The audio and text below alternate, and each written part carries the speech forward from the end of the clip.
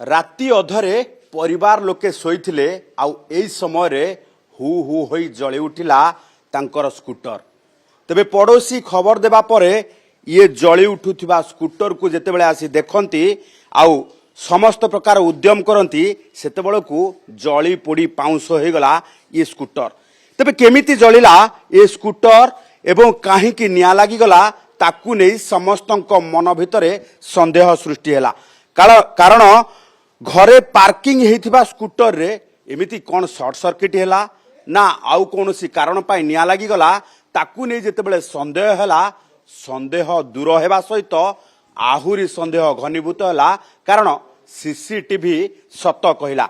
CCTV कहूची जे जणे दुर्बृत्त राति 3:40 भितरे या भितर को प्रवेश करुछंती आउ ए स्कूटर रे निया लगेई फेरार हे जाउछंती। तेबे किए से दुर्बृत्त काहेकि निया लगेइले कोन तांकर उद्देश्य एवं जेतेबेले निया लागिला ए गाड़ी पाखरे गैस टांकी मध्य थिला। तेणु एभली स्थिति रे बड़ दुर्घटना घटिबार संभावना मध्य रहितिला।